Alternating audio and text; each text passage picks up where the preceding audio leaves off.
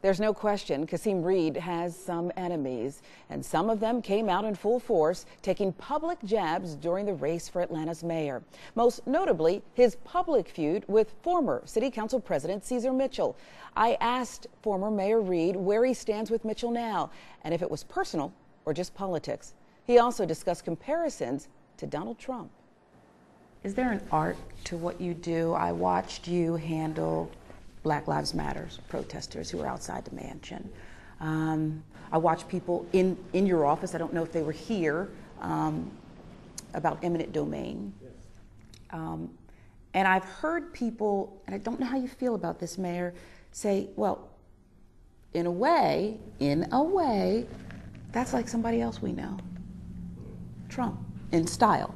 No, I don't think my style is anything like Trump's because it's fact-based and I'm not a liar. That's the difference between Donald Trump and I. And I actually get results and I actually succeed. Donald Trump hasn't had a successful presidency until he just passed this tax scam measure. I, on the other hand, have never lost a vote on a legislative item in 8 years. I, on the other hand, have never had one of my vetoes overridden in my entire 8 years in office. I, on the other hand, have not raised property taxes once since I've been mayor. My record is nothing like Donald Trump. This whole Donald Trump thing is nothing but a political tactic to try to make you stop using your strength and turn it into a vulnerability. It's like people that would tell you to be less attractive on television.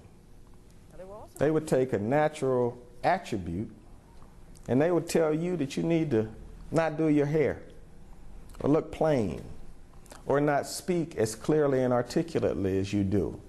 And I know you've experienced it in your career. That's what people who oppose you do. It's like being an athlete or a basketball player who's strong going to the right and people tell you go to the left. People who can't do what you do. I love my business because people who have not had anywhere near the success I've had in it get to tell me about how to be successful at it. I mean, clearly people want to be mayor. 13 just tried. Did anybody ever get in your head? Did any mentor ever say, hey, Kasim, chill a little bit? Or? You know, I think people that care about me have said chill a little bit, but I just have to go to the results. Just by any measure, what do you want to talk about? Do you want to talk about the 50,000 people that moved to the city? Do you want to talk about the fact that for 7 years and 11 months, my job approval, despite very, very aggressive criticism from AJC and WSB that was relentless, stayed above 60% for 7 years and 11 months? And even my worst critics acknowledge that I leave office as a popular mayor. So why would I let folks convince me to change my behavior when the people who elected me clearly support it? When 69% of the people, as you and I sit in these seats, think that the city of Atlanta is moving in the right direction. And in my business, that's like your ratings. In politics, there's a simple question. Are we moving in the right direction or the wrong direction? And when people think you're moving in the wrong direction, they don't elect a woman like Keisha Lance Bottoms because they would feel that she was more of the same of my administration. But there were a lot of people in the city of Atlanta that said, man, if it's more of the same, if it's more of the same record low unemployment, more of the same Porsche moving to Atlanta, Mercedes-Benz moving to the suburbs, NCR moving to Midtown, more of the same, becoming one of the leading cities for technology investment, more of the same, the largest expansion of MARTA in the city's history, more of the same, Emory University, CDC, and Children's Hospital raise their hands and say, we want to move into the city of Atlanta, and Atlanta has the biggest expansion since Buckhead joined the city. So whatever you have to say about me, you can't deny, right? Unlike Trump, you can't deny that these things happen, and they all happened with us. Is it always just politics, or is it ever personal? Where does it stand with Mary Norwood, as we all watched for that deadline? Where are you with Cesar Mitchell? Do you not like him? I do not like Cesar Mitchell. And I don't have any feeling about Mary because I always knew she was going to lose.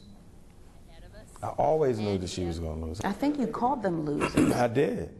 But God says God will tolerate a sore loser. He will not tolerate a sore winner. So why in the world would I be upset at Mary Norwood or upset at Caesar Mitchell?